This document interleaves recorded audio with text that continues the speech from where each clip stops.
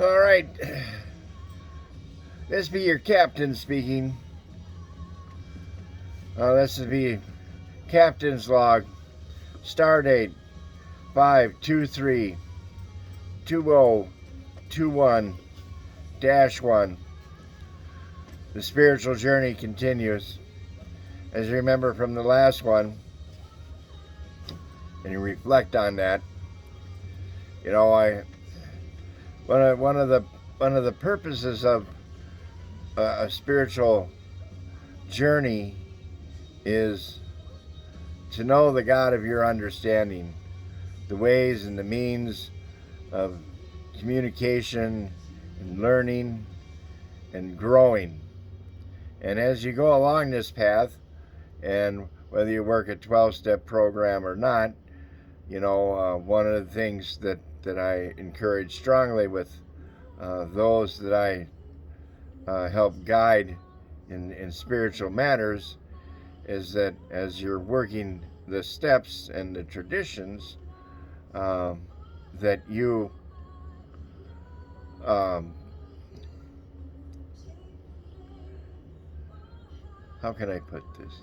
That you get to know the God of your understanding on a little more intimate basis rather than the 5 minutes as you're sitting there doing your readings while you're doing your morning business on the toilet.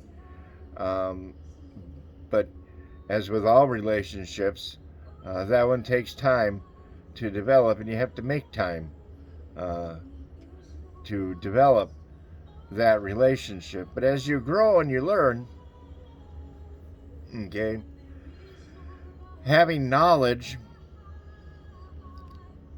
comes with accountability and responsibility. See, as you begin the process, especially for those of us that are in the recovery community, as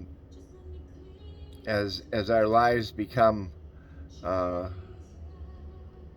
more centered spiritually, there are things that spring forth out of having that relationship with the God of your understanding.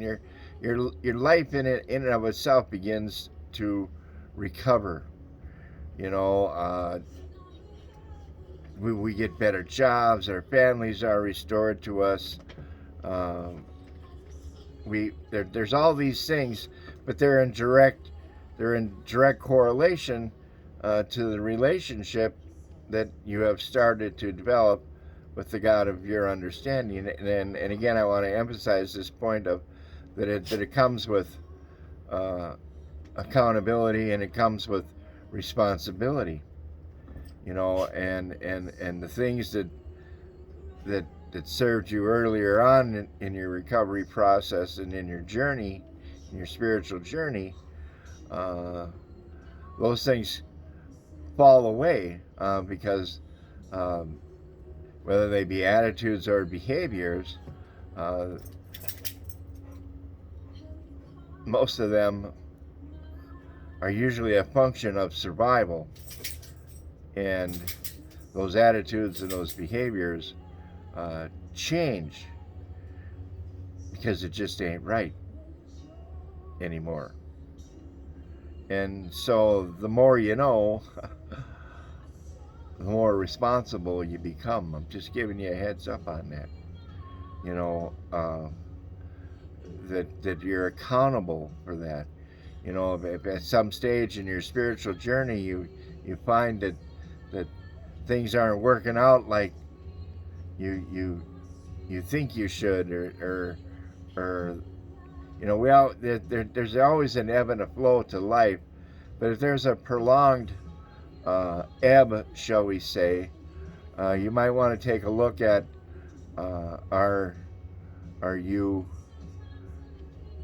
living according to the measure that you understand? See, there's a direct correlation with that as you progress and you grow and you understand, there's more responsibility with that. And that's not something to be taken lightly. I don't know if this is making any sense to anybody, but um,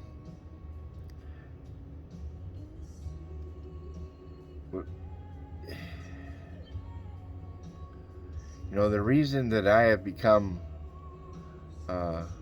so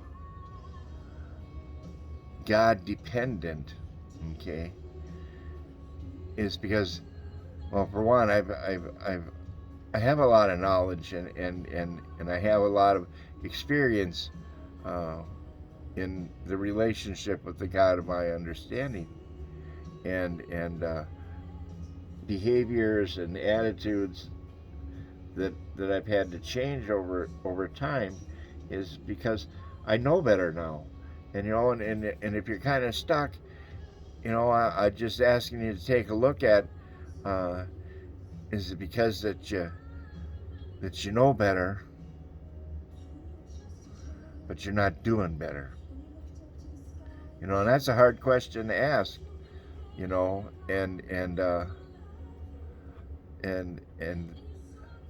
it's not something any of us like to do, to look in the mirror of reflection and go, is it something that I'm doing? Because one thing I've learned over time with living with spiritual principles and working with the God of my understanding is is that the central figure in everything in my life is me. So the first place I have to look is when I'm having uh, an emotional response to something, or having other co- co- this is real Jim Keach.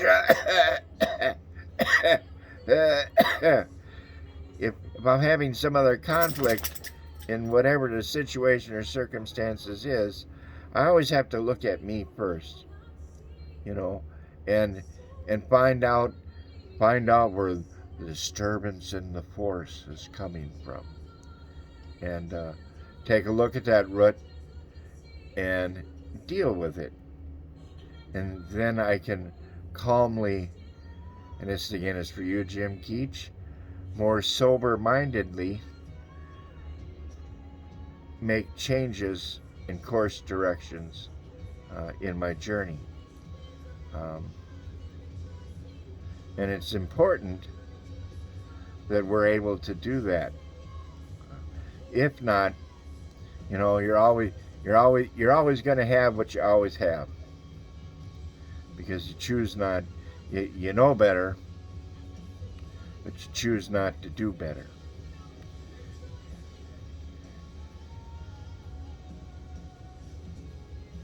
That may be a hard pill to swallow, but at the end of the day, it begins and ends with me. And I'm the one that has to make the decision, because I do know better. I have to make that decision to choose to do better.